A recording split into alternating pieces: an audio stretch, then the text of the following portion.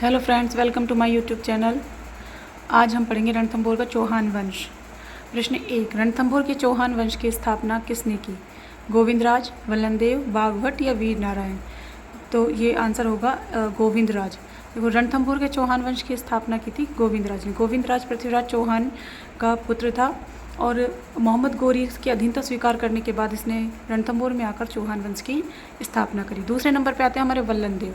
वल्लनदेव गोविंदराज का पुत्र था और इसने खुद को प्रथम शासक था जिसने स्वयं को दिल्ली की सल्तनत से स्वतंत्र राजा घोषित किया। लेकिन इल्तुतमिश इससे नाराज़ हो गया। इसने इल्तुतमिश को वार्षिक कर देना बंद कर दिया, जिससे इल्तुतमिश नाराज़ हो गया और इल्तुतमिश ने इसके ऊपर आक्रमण कर दिया और रणथंभौर पर अधिकार कर लिया। रणथंभौर पर अधिकार करने वाला इल्तुतमिश प्रथम सुल्तान था। ठीक है। प्रश्न 2, रणथंभौर दुर्ग पर पुनः अधिकार करने वाला प्रथम सुल्तान कौन था? वल्लनदेव, प्रहलाद, बाघभट्ट या जैत्र सिंह?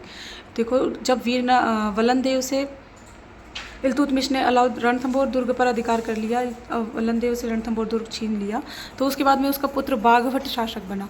उस समय दिल्ली की सुल्तान थी रजिया सुल्तान, और रजिया सुल्तान अपने आंतरिक मामलों में इतनी व्यस्त थी कि बाघभट्ट ने रणथंभौर दुर्ग पर पुनः अधिकार कर लिया। प्रश्न 3, जैत्र सिंह के काल में दिल्ली के सुल्तान नासिरुद्दीन ने कितनी बार आक्रमण किया? 3, 4, 2 या 5? देखो, जैत्र सिंह के समय में दिल्ली के सुल्तान पहले नासिरुद्दीन था, उसके बाद बलबन बना। तो इसने नासिरुद्दीन ने जैत्र सिंह पर 3 बार आक्रमण किया, लेकिन ये झाइन के दुर्ग को जीतने में सफल रहा और ये रणथंभौर दुर्ग को नहीं जीत पाया। प्रश्न 4, 32 खंभों की छतरी का निर्माण किसने करवाया?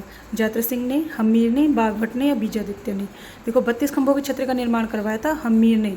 अपने पिता के 32 वर्षों के शासनकाल की याद में हम्मीर ने 32 खंभों की छतरी का निर्माण करवाया और इसे न्याय की छतरी भी कहा जाता है।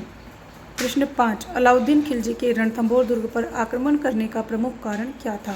मंगोल विद्रोहियों को शरण देना, रानी पद्मावती, झाइन के दुर्ग पर अधिकार करना या तुर्क सेना से लूटपाट करना?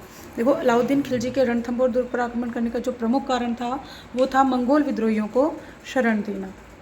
ठीक है। इसके अलावा चंद्रशेखर जो है उन्होंने अपने हम्मीरठ में लिखा है कि जो अलाउद्दीन खिलजी की बेगम थी चिमना बेगम, वो और मोहम्मद शाह दोनों के प्रेम प्रसंग था, जिससे अलाउद्दीन खिलजी नाराज हो गया और हम्मीर ने इन दोनों को शरण दी थी।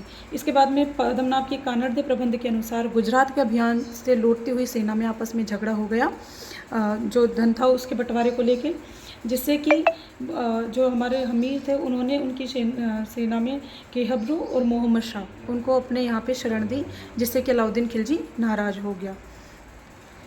Thank you for watching. Please like, share और सब्सक्राइब।